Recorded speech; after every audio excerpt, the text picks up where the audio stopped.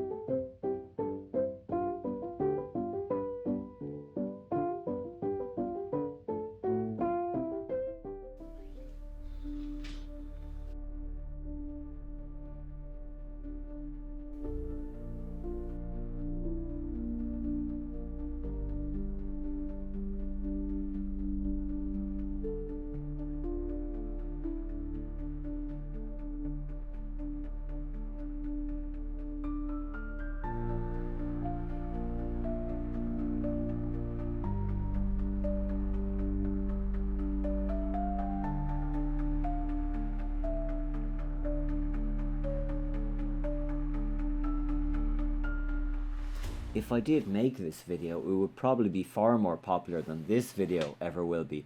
But is that really what I want to do with this channel? I don't know. I don't think so.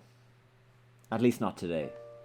So this isn't some kind of anti-AI video, because I've obviously made videos on the channel before about AI and using AI.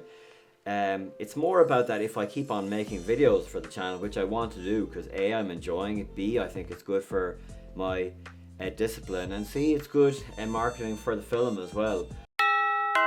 But if I am going to keep on making videos, then I want to make sure that the videos are actually about something and speaking to what I'm doing at that time. And I don't want to make fake videos. No way. That's not what we are about here on thomasquain Film. No, no, no. I want to make films which really are about something and not fake. You know, I don't want to make fake videos. So that kind of leads me to thinking about being authentic and authenticity as a filmmaker. And you can't talk about authenticity in filmmaking without talking about the recent loss of these two guys, David Lynch and Gene Hackman. To have lost both these guys so recently and so close to each other, it is such a tragedy. Both of their work impacted me a lot, but I guess you could say in different ways. With Hackman, the emotion is immediate and you feel the power and the intensity of his work the first time you watch it, and you just can't look away from the screen when he's in a scene. But with Lynch, the emotional impact is much subtler and it washes over you far slower. The impact is more of a gradual, almost insidious kind of thing. It takes time for you to kind of take in what you've seen and what it means, and absorb what you've seen. But then when it does, it never leaves you. So it's not like I have anything original to say about these people, which hasn't been said a million times before. Except that I want to say, you know, that they were both kind of heroes of mine, and I thought they were incredible craftspeople at what they did. Maybe that's just a good way of describing them both. They both took the craft very seriously. I think, you know, David Lynch, he made only something like 10 films, I think I read. Gene Hackman made almost 100. So they don't necessarily have anything in common right away, except that, you know, they were both great at their craft and they're both incredibly authentic.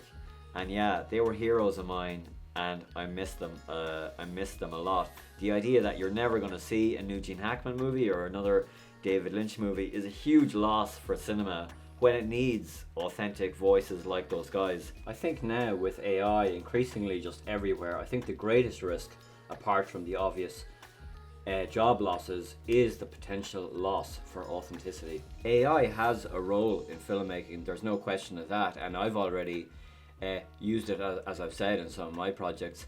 But I think it's more a case of, as you know, Hollywood finds itself in like a weird place right now, and it tries to not be seen as a relic of legacy media, and as it tries to engage more with the younger audiences who are going to TikTok and YouTube, AI can seem like a really easy and simple solution.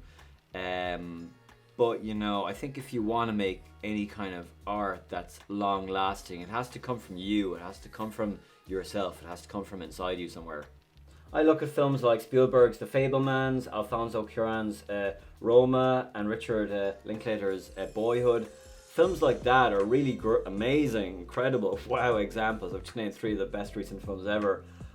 They're great examples of the kind of authenticity that Hollywood can strive for. And I think, you know, at the end of the day, people want films that reflect their lives, their values, and their experiences up on the screen. I think that's a big part of what people are looking for.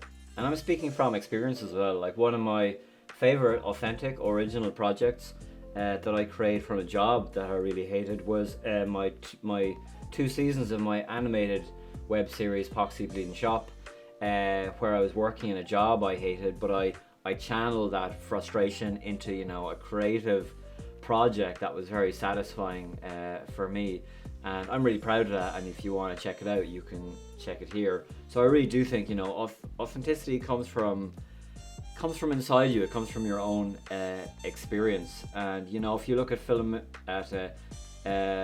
new films like Anora and The Substance, I love those movies, and filmmakers like Sean Baker, who's always been on the outside, creating his own kind of independent films about outsiders living on the kind of perimeters of society, and now he's seen as a mainstream filmmaker. That's really exciting.